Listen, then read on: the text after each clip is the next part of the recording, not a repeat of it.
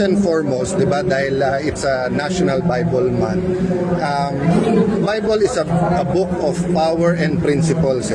So, regardless of our religion, marami tayong matututunan dito.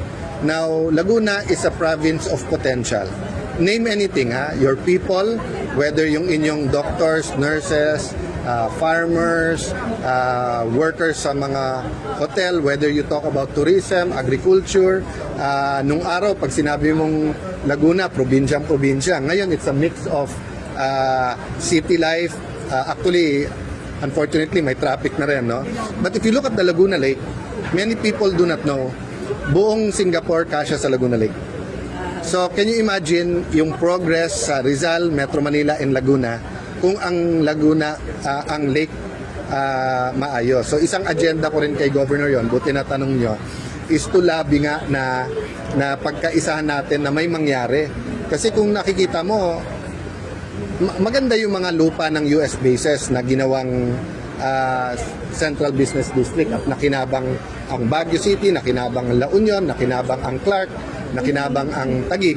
But yung potential ng Laguna Lake, grabe talaga. Pero syempre, kailangan ng resources, ng tamang administrasyon, baka dapat bagong batas sa LLDA na parang they're more like DCDA, and then more involvement of the two governors and then point person from Metro Manila. Senator, Roy Tumanda po from Manila Standard. Ano po magiging epektibong katuwa ng gobyerno, pastor, at ng simbahan na hindi masasagasaan ang prinsipyo ng separation of... Mahaba to, but I'll try to make it short. Nung tinuruan ako ni Gobsol nung sign na ako na mismo, I was telling her, if you look at the biblical process, ang unang gobyerno, sarili mo.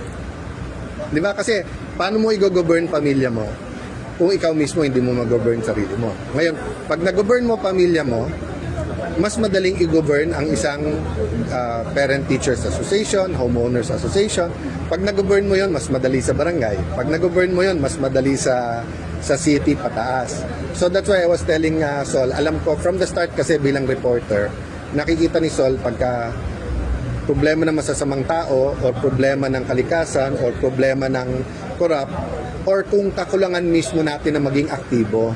So I was telling her that that's ano. So yung in-encourage ko yung mga pastor sa kanilang flock, yung influence pa nila na kasi nga it's so easy to point fingers at the government.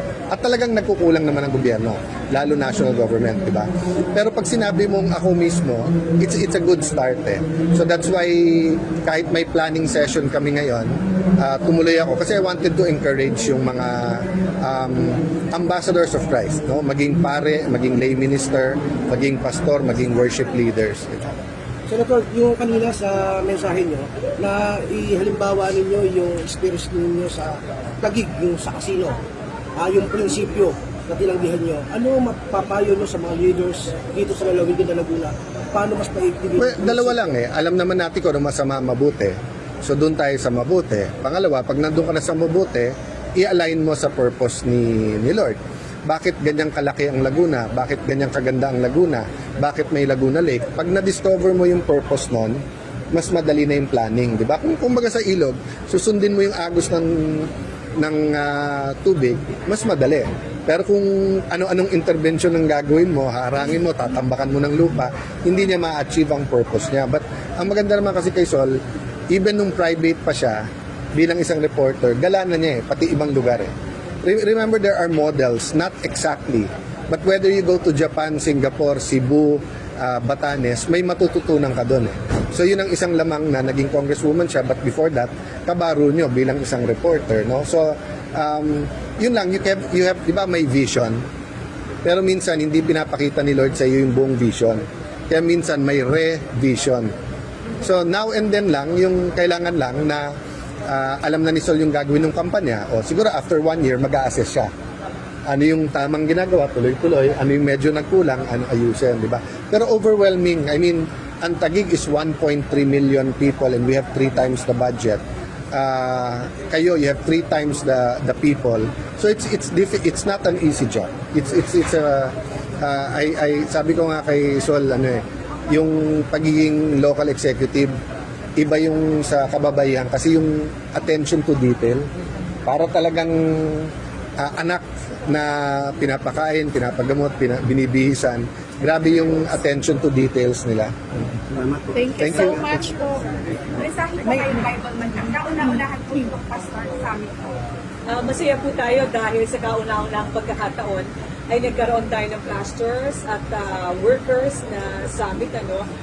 Talagang papaigtingin pa natin ito at malaki ang tulong ng mga pastor natin sa moral recovery ng ating lalawigan ng Laguna. At maraming salamat po kay Senator Kuya Alan Peter Cayetano sa pagpapaunlak sa atin. Dahil nung gawin po at planuhin ang activity na ito, siya kagad nasa isip natin at ng ating mga pastor. At syempre nagpapasalamat ako, excited ako na dumating siya dito. Alam niyo naman na isa siyang kaibigan, mentor, isang kaibigan na sa panahon ng mahirap na yugto ng buhay ko, iba't ibang yugtoan doon siya.